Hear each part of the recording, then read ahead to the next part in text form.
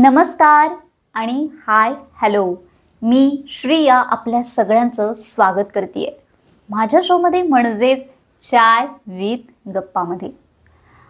ये दोस्ती हम नहीं तोडेंगे, तू जो रूठा तो कौन हसेगा, या सगळ्या गोष्टी कशाच्या रिलेटेड आहेत हे तुम्हाला चांगलंच माहिती आहे। आज आहे हॅपी वाला फ्रेंडशिप डे। मैत्री दिनाच्या तुम्हाला खूप साऱ्या शुभेच्छा। खरंच आणि एक गोष्ट तुम्हाला सांगावीशी वाटते की मैत्री ही फक्त माणसांची असू शकते असं कधीच नसतं। मला खास एपिसोड तुमच्यासाठी घेऊन आली। आज आपण आपल्या शोमध्ये भेटत आहोत सागर जाधव सर यांना की त्यांची मैत्री कुणासोबत आहे आणि त्यांचं नक्की काम काय आहे। त्यामुळे आजचा माझा एपिसोड अजिबात चुकू नका, शेवटपर्यंत बघा आणि दुसरं काय करा, माझ्या चॅनलला लाईक शेअर आणि सबस्क्राईब करा। कारण का इथे प्रत्येकाची वाट वेगळी असते आणि प्रत्येकाची स्टोरी वेगळी असते।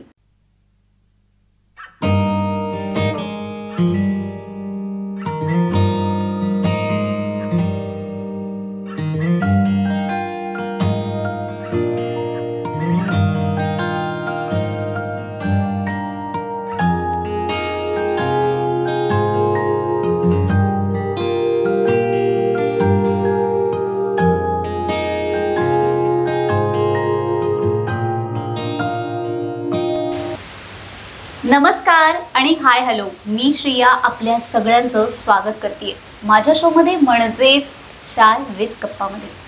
तुम्हाला सर्वांना फ्रेंडशिप डेच्या खूप साऱ्या शुभेच्छा। आज एक वेगळी मैत्री तुमच्यासाठी घेऊन आली आहे।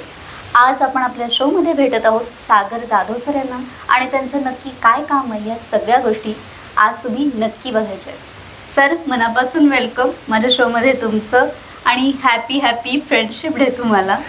धन्यवाद। तुम्हाला सुद्धा मनापासून मैत्री दिनाच्या खूप शुभेच्छा। मीही आज एक वेगळ्या कार्यक्रमात इथं तुम्हाला भेटायला आलोय तर बरं वाटतंय। नाही तसं आमचा शो आहेच तसा एकदम छान पैकी। आज फ्रेंडशिप डे तर सर, भैरव आणि सागर ही मैत्री सुरू झाली आणि ती नक्की मैत्री काय आहे आणि त्याला किती वर्ष झाली हे आम्हाला सांगा। पहिल्यांदा भैरव म्हणजे घोडा आहे माझा आणि घोड्याशी मैत्री आहे माझी। म्हणजे खरं तर त्याच्यात माझ्या आयुष्यामध्ये खूप महत्त्वाच्या गोष्टी आहेत त्या। तर एक वेगळा प्रत्येकाला एक छंद असतो, त्यातला हा माझा एक छंद आहे। आमच्याकडं पूर्वीपासून मी लहान असल्यापासून घरी घोडे होते, काही जनावर होती, म्हैशी होत्या, गायी होत्या, तर त्याच्याबरोबर घोडे पण होते। पण लहानपणापासून ते बघत आलो आणि माझे चुलत भाऊ वगैरे ते घोडे वापरायचे, तर त्याच्याबरोबर मग मला बघत ती सवय लागली आणि कधी त्याला आंघोळ घालणं, ब्रश करणं, खरारा करणं ह्या सगळ्या गोष्टींपासून मग आवड निर्माण झाली आणि त्याच्या पाठीवर बसायला लागलो आम्ही मग सैर करायला लागलो, रायडिंग करायला लागलो। तर ते हळूहळू मग आमच्यात कधी बॉन्डिंग झालं हे कळलं नाही आणि आमची एक चांगली निखळ मैत्री सुरू झाली।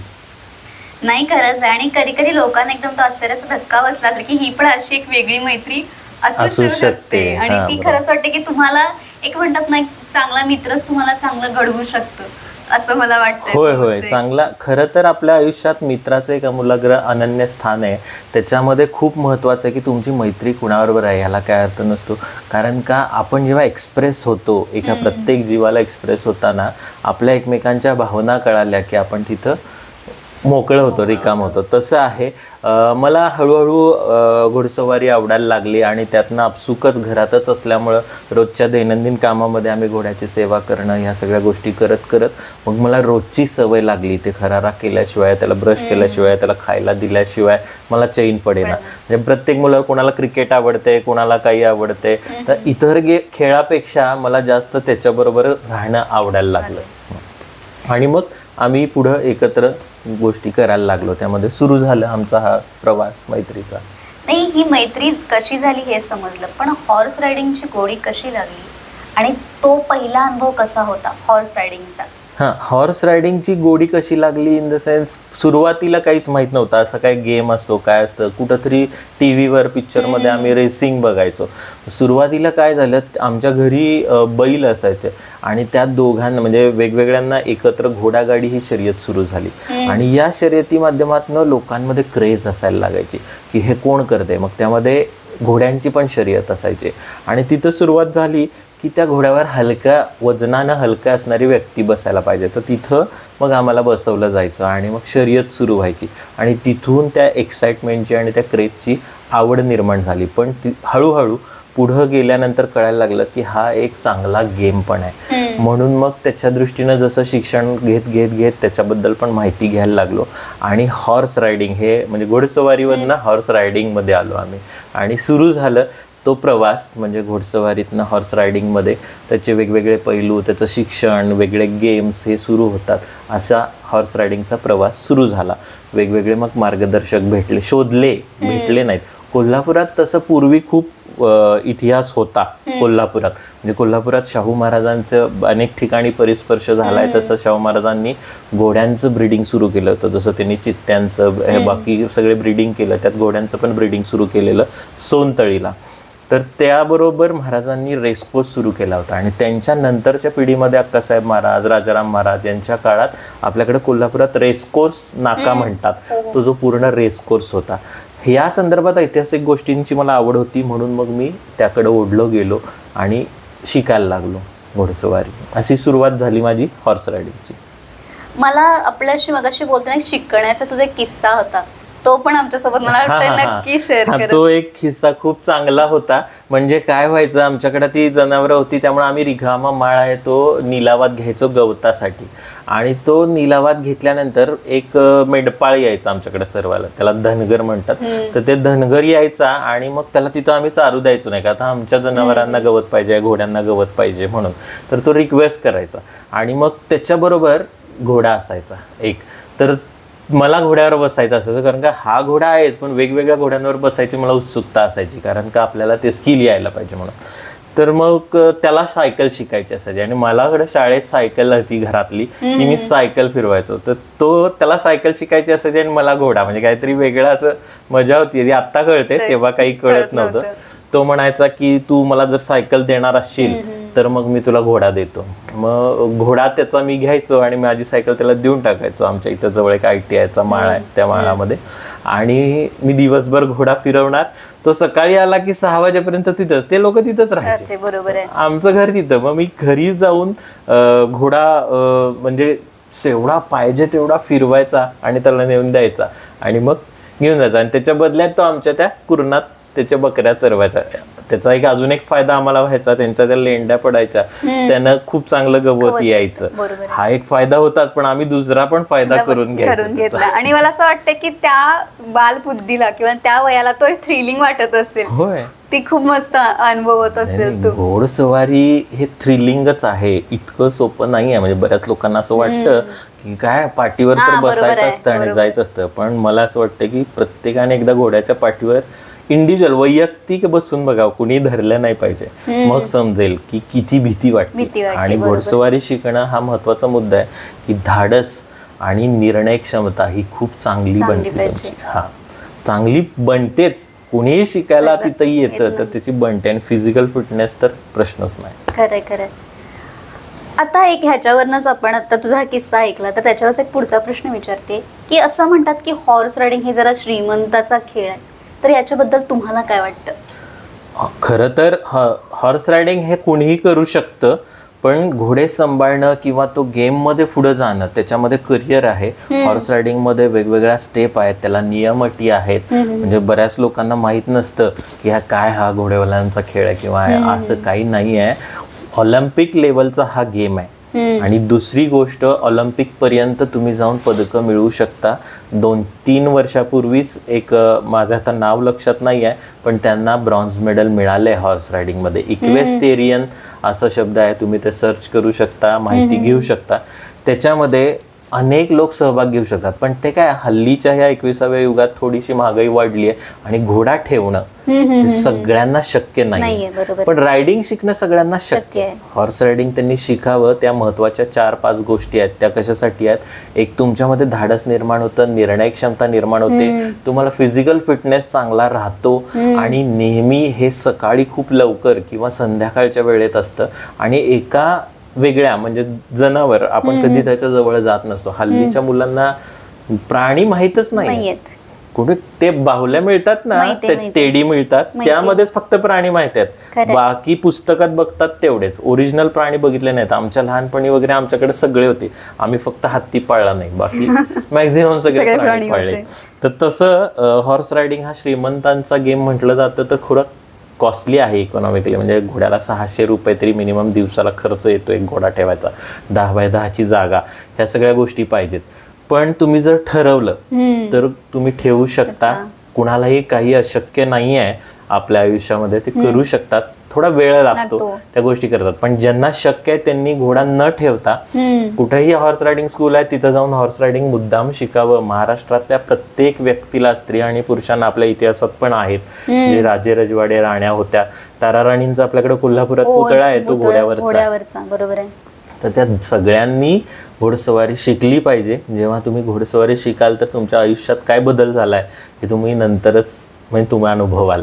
आणि श्रीमंतांचा गेम म्हणण्यापेक्षा मग ते बेअरेबल असतं ना, मोठ्या लोकांकडे काही पैसे असतात, म्हणजे ते एक्सपेन्सेस करू शकतात, म्हणून तो श्रीमंतांचा खेळ म्हटला जातो. पण असं काही नाही आहे, कोणीही ते शिकू शकतं. सर्वसामान्य ज्याच्याकडे स्किल आहे, कला आहे, कोल्हापूर आहे, त्यामुळे अनेक कला आहेत. कोल्हापूरचे एक वैशिष्ट्य असं होतं, मुद्दामून सांगतो हा विषय सुरू झाला म्हणून. पांडुरंग खाडे म्हणून एक महाराजांच्या काळचे जॉकी होते, जे खूप नामवंत आणि प्रसिद्ध आहेत. खूप जॉकी आहेत, यादव, जाधव, परत कसबेकर वगैरे असे अनेक आपल्या रेसकोर्सला, पुन्हा रेसकोर्स किंवा इव्हन पूर्ण भारतातले आणि इंटरनॅशनल लेवलला गाजलेले जॉकी आहेत. त्यातले हे पांडुरंग खाडे आहेत, शाहू महाराजांच्या काळातले. ते जेव्हा राईड करणार शर्यतीला, तेव्हा कुठल्याही जगातले रायडर्स म्हणजे जॉकी होते ते म्हणायचे की आम्ही राईड करणार नाही, कारण का त्यांना कन्फर्म माहित असायचं की पांडुरंग खाडे विन होणार, आम्ही राईड करणार नाही. असं कोल्हापूरचं वैशिष्ट्य आहे. कोल्हापूरच्या लोकांमध्ये ते आपसुकच, म्हणजे आपल्या काय म्हणतो ते आपण, आपल्या रक्तातच आहे.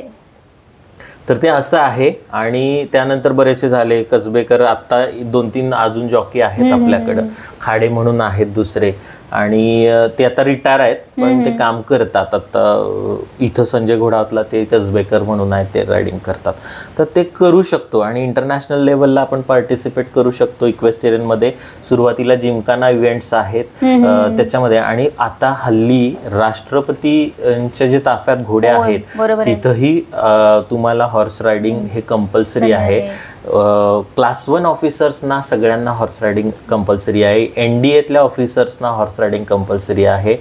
आणि मिलिटरीमध्ये जे ऑफिसर्स असतात त्यांना सगळ्यांना हॉर्स रायडिंग कंपल्सरी आहे. म्हणजे शिकवतातच, IAS IPS वगैरे हे लोक असतात त्यांना हॉर्स रायडिंग शिकवतात. कारण का घोडा म्हटलं की रुबाब, घोडा म्हटलं की शक्ती, शक्तीचं प्रतीक आहे. कुठलंही मशीन, इंजिन जर तुम्ही मोजत असाल तर ते हॉर्स पॉवर मध्ये मोजलं जातं, अश्वशक्तीमध्ये मोजलं जातं. त्यामुळं लक्षात येत नाही, हॉर्स पॉवर आपण म्हणतो पण ही हॉर्स पॉवर असते. तर ती हॉर्स पॉवर आपल्यात सुद्धा येते. आणि अशी माझी ती घोड्यांबरोबर राहून ही छान अशी मैत्री झाली आहे. नाही नक्कीच आहे.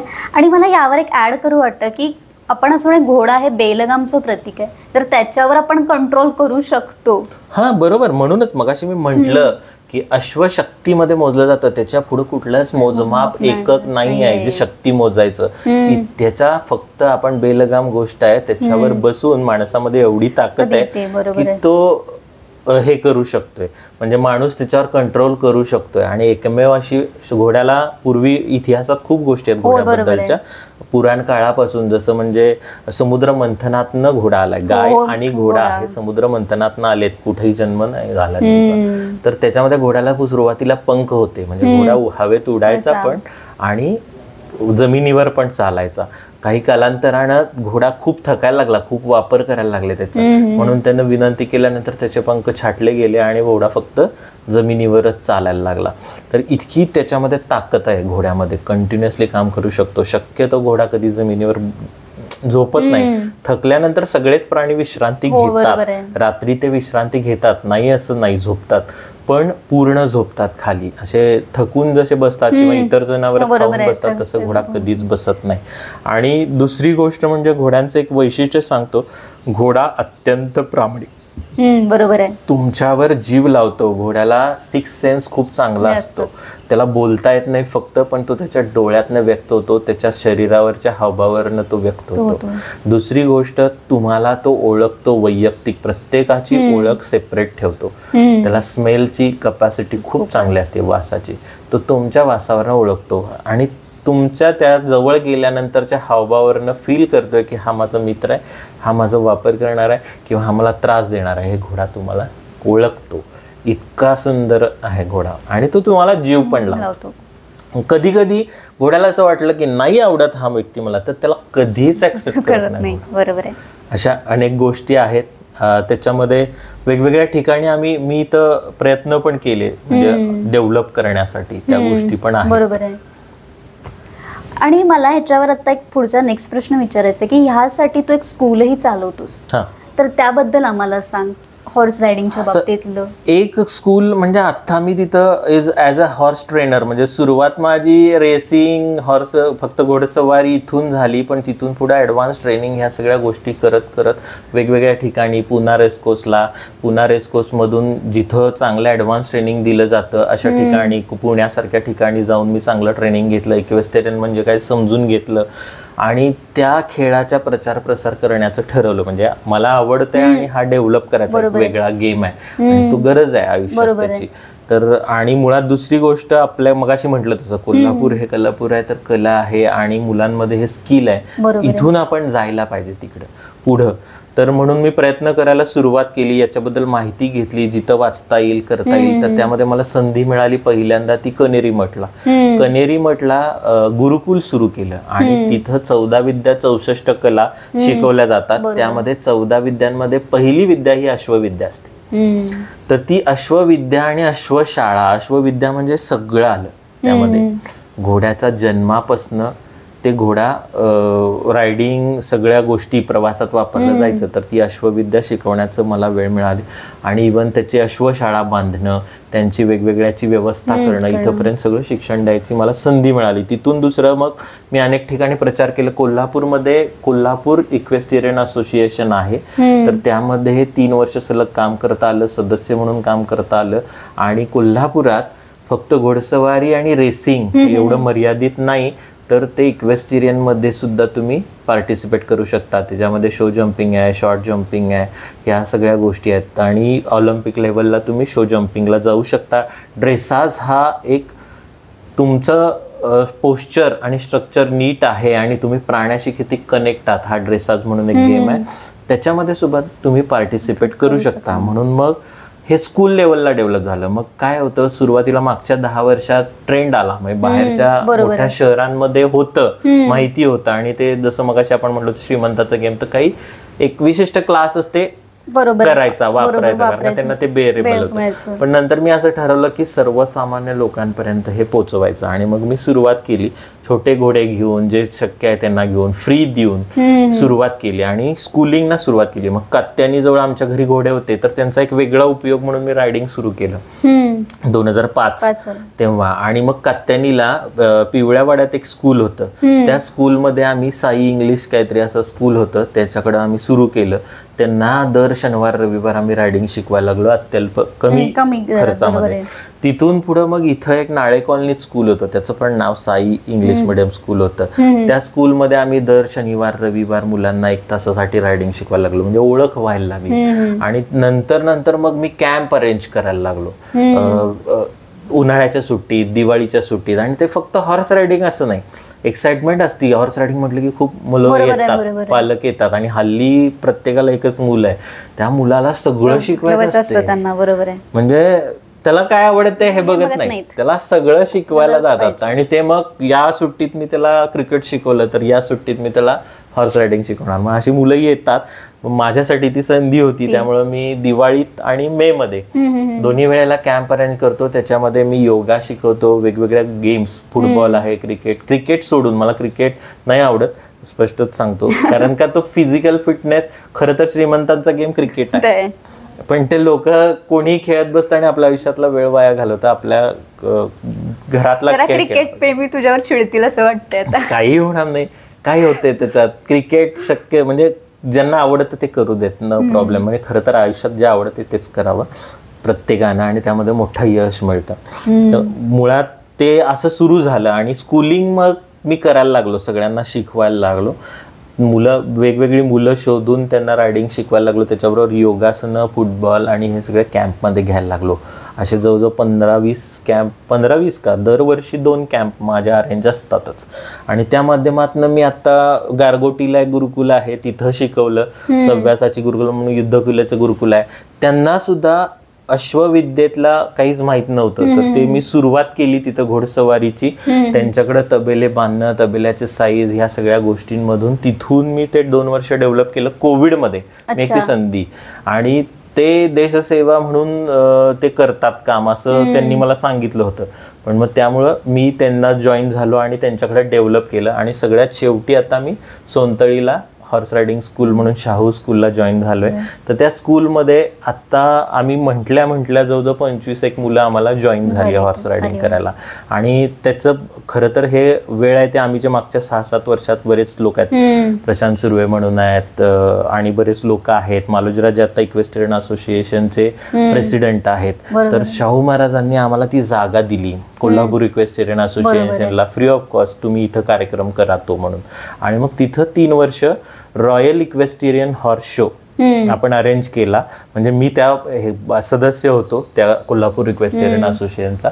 बरेच अच्युत करांडे म्हणून वगैरे आहेत, या सगळे मोठी टीम होती. त्या सगळ्यांनी चांगला मोठा शो अरेंज केला. म्हणून लोकांना हे माहीत झालं की कोल्हापुरात हे काम होतंय आणि घोडसवारी हा इंटरनॅशनल गेम आहे ऑलिम्पिक लेवलचा, आणि लोक आता हल्ली वळतात. सगळ्यात महत्वाचं म्हणजे कोल्हापुरातल्या ज्या रेसिडेन्शियल स्कूल आहेत ह्या 4-5 स्कूलमध्ये ती फॅसिलिटी होती, पण ती फक्त फॅसिलिटी. मुलं आहेत शाळेत आणि एक एक्साइटमेंट पालकांना असती. ते मुलं काही श्रीमंतांचीच मुलं त्या रेसिडेन्शियल स्कूलला जातात. मी नावं घेत नाही, जवळपास ही स्कूल आहे. तर त्या स्कूलमध्ये त्यांनी ती फॅसिलिटी ठेवली, पण त्यांनी कधी प्रयत्न नाही केला. आणि मग पुढं ते डेव्हलप करण्यासाठी मी या सगळ्या स्कूलना भेटलो, त्यांना इन्व्हाइट केलं. पण महाराष्ट्रातनं मुलं आली, रेग्युलर शाळांमधनं मुलं आली, पण इकडून मुलं आली नाहीत हॉर्स रायडिंगसाठी. तर असो, पण असा हा स्कूलिंगचा एक माझा अनुभव आहे. आणि तो खरंच खूप छान आहे. आणि असं वाटतं भरभरून एवढं बोलतोच त्याबद्दल, एकदम ते पोचतंय मनापर्यंत. आता खेळावं म्हणजे कुठलेही खेळ आहे, पण एक ह्याच्यावर मी नवीन जनरेशन किंवा आजकाल टेक्नॉलॉजीमुळे मैदानी खेळ किंवा खेळ हा प्रकार कमी झालाय असं तुला वाटतं का? आणि दुसरी गोष्ट म्हणजे हॉर्स रायडिंगला भविष्यात तू एक ॲज अ रायडर किंवा ॲज अ त्यात काम करणारा एक माणूस म्हणून कुठं बघतोस? खरं तर झालेच, टेक्नॉलॉजीचा खूप परिणाम झालाय आणि मुलांची काळजी खूप घेत आहेत. आपल्या वेळी किंवा आमच्या वेळी असं नव्हतं. आमच्या वेळी पण मुलांना सोडलं जायचं, कुठं गेलंय, कुठं खेळतोय, तो पडलाय, लागलाय, तर त्यांना ते करू द्यायचे, सगळ्या गोष्टी करू द्यायचे. हा, मातीत खेळ. हल्ली मुलांनाच आई वडील इतकं केअर करतात, त्यांची काळजी घेतात की ते काय म्हणजे मजबूत बनवतच नाहीत. आणि कसं आहे, नुसतंच अभ्यास आणि करिअर, हे अभ्यासानं करिअर नाही बनत, तर तुमचं शरीर सुद्धा तंदुरुस्त असणं गरजेचं आहे. आणि मैदानी खेळ हे तुमचं शरीर तंदुरुस्त बनवतात, एकमेकांबरोबर बॉन्डिंग बनवतात. जसं आता मी आणि घोडा आहे किंवा माझं त्यांच्याशी बॉन्डिंग आहे, तसं मुलांचं अनेक वेगवेगळ्या घटकांशी संबंध येतो, मित्र बनतात आणि त्यांच्याबरोबर काम करतात आणि त्यांचा फिजिकल फिटनेस बनतो. तर मैदानी खेळांना प्रेफरन्स दिलाच पाहिजे. कंपल्सरी मोबाईल हा बंद करून काढून घेतला पाहिजे आणि मुलांना 2 तास कंपल्सरी दिवसातले किंवा सुट्टीच्या दिवशी 3-4 तास बाहेर सोडलं पाहिजे.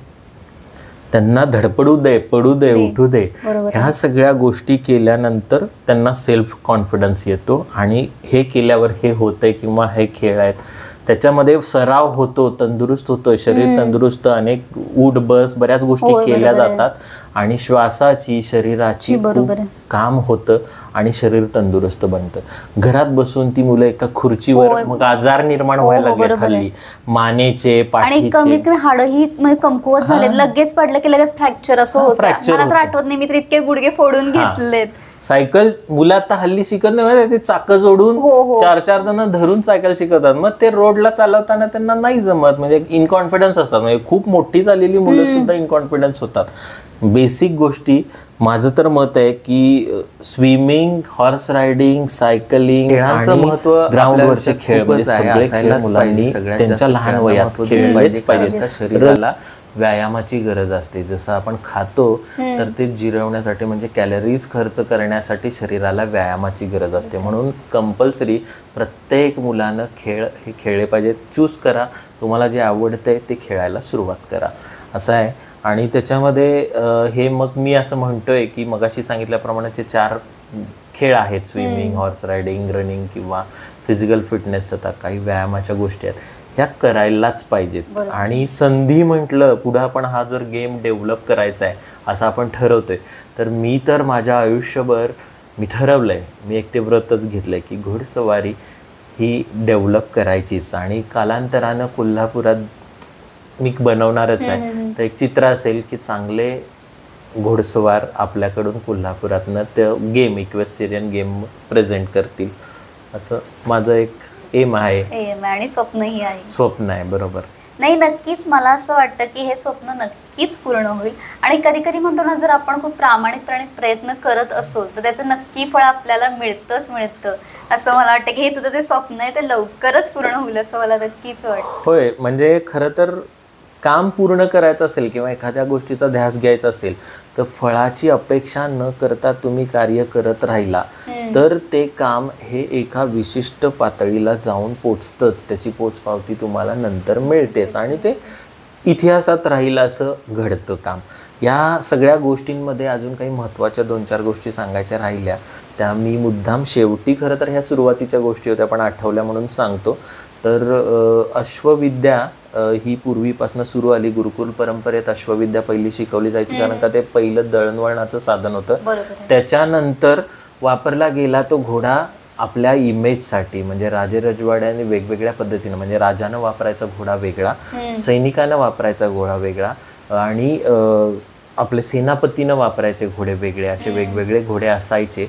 किंवा कार्यक्रमांमध्ये वापरलेले घोडे असे पण असायचे. घोडा हा शक्तीचं प्रतीक असल्यामुळं घोड्याची काही वैशिष्ट्य असतात, लक्षणं असतात. देवाचा घोडा वेगळा असतो. घोड्याची वेगवेगळे अनेक लक्षणं असतात. 172 ते 182च्या आसपास मी बघितलेले काही लक्षणं आहेत, त्याच्या अंगावर चिन्ह आहेत. ती शुभचिन्ह मानली जातात, काही अशुभ चिन्ह मानली जातात. तर अशा घोडा घरात ठेवल्यानंतर ज्याच्या घरात घोडा आहे तो वैभवशाली असं मानलं जातं. बरोबर आहे. आणि कोणीही घोडा पाळू शकत नाही, म्हणजे मी स्पष्टच सांगतो. ज्याची आवड आहे, ज्याला प्राण्यांची आवड आहे आणि जो ठेवू शकतो, जो स्वतःवर प्रेम करतो तोच घोडा ठेवू शकतो. कारण का तो स्वतःला जसं ठेवतो तसंच घोड्याला ठेवतो. म्हणजे बरेच प्राणी पाळतात पण घोडा, काही कमी लोक, खूप पैसे आहेत पण ते घोडा ठेवू शकत नाही. तर असे वेगळे वैशिष्ट्यपूर्ण गोष्टी आहेत. आणि पुराण काळापासून आपण जसं आलो तसं घोडा दळणवळणाचं साधन झालं. त्यानंतर परत ते टांगे बग्ग्या बंद झाल्या आणि फक्त घोडे राहिले. तर शोक म्हणून ठेवायला लागले. तर शोक म्हणून नुसतं घरात तुम्ही घोडा ठेवणार, 4-5 लाख 10 लाखाचा घोडा आणणार आणि त्याला काम कायच देणार नाही, तर तो घोड्यावर अन्याय आहे. तर घोड्याला काम द्या, घोडसवारी करा, माणूस ठेवा, त्याला काम करायला लावा. जो घोडा जेवढा व्यायाम करेल तेवढा हेल्दी आणि व्यवस्थित राहतो, मस्त राहतो. त्याची फिटनेस, म्हणजे जसं बॉडी बिल्डर असतात तसे घोडे असतात. त्यांचं स्ट्रक्चर तुम्ही बघितलं तर मनाला आखीव रेखीव असतं आणि मनाला समाधान देणार असतं. तुम्ही आजारी पडलात तर जसं गाईवरनं हात फिरवल्यावर बरं वाटतं, तसं तुम्ही घोड्यावरनं हात फिरवल्यावर, घोड्याचं मालिश केल्यानंतर, घोड्याचं खरारा केल्यानंतर सुद्धा तुम्ही कधीही आजारी पडणार नाही. इतकं ताकद आणि पॉझिटिव्ह एनर्जी तुमच्यात येते, इतका घोडा पॉझिटिव्ह आहे. श्रीकृष्ण स्वतः महाभारतात युद्धाची एक वेळ होती. युद्ध संपल्यानंतर सगळ्यात पहिला श्रीकृष्ण आपलं काम करायचे, सारथ्य करायचे श्रीकृष्ण अर्जुनाच्या रथाचं. तर ते युद्ध संपल्यानंतर स्वतःच्या घोड्यांचा खरारा देखभाल करायचे, त्यांचं खाणंपिणं बघायचे आणि मग आपली कामं करायचे. तर हा सगळ्यात शेवटी महत्त्वाचा मुद्दा आहे की तुम्ही एखादी गोष्ट करत असताना अशी करा, मनापासून म्हणतोय आपण ते हे असं आहे की त्याचे काही नियम अटी आहेत, त्या घालून घ्या आणि त्याप्रमाणे शिका. म्हणून ह्या मैत्रदिनाच्या ह्या सगळ्या गोष्टींमधनं मला एक असं म्हणायचं आहे की प्रत्येकानं खेळाला महत्त्व दिलं पाहिजे आयुष्यामध्ये. नुसतंच अभ्यास करून मग डिप्रेशनमध्ये जातात. खूप अभ्यास होतो, कोविडसारखी गोष्ट आल्यानंतर नोकऱ्या जातात आणि मग काय करायचं कळत नाही, वेळ कसा घालवायचा कळत नाही. मग तेव्हा तुम्हाला एक खेळच आनंद देऊ शकतो, त्यातनं बाहेर काढू शकतो. आणि सतत 8-10 तास काम केल्यानंतर मनाला विसावा देणारं, शरीराला आनंद देणारं असं काहीतरी आपल्याकडे आवश्यक असतं, तर तो खेळ आहे. खेळ आहे, बरोबर आहे. म्हणून तुम्ही खेळ खेळा, म्हणजे खेळाशी पण मैत्री करा असं सांगायचं. हे सर्वात मोठी गोष्ट आहे. तुला गरजेचे आहेत आपल्या आयुष्यामध्ये आता जे चाललंय त्या माध्यमातून. तर चाय विथ गप्पामध्ये मी श्रिया आता इथेच थांबतेय, पण तुम्ही माझा पूर्ण एपिसोड बघायचा आहे आणि माझ्या चॅनलला लाईक, शेअर आणि सबस्क्राईब करायचं आहे. कारण का इथे प्रत्येकाची वाट वेगळी असते आणि प्रत्येकाची स्टोरी वेगळी असते. Thank you so much sir. धन्यवाद.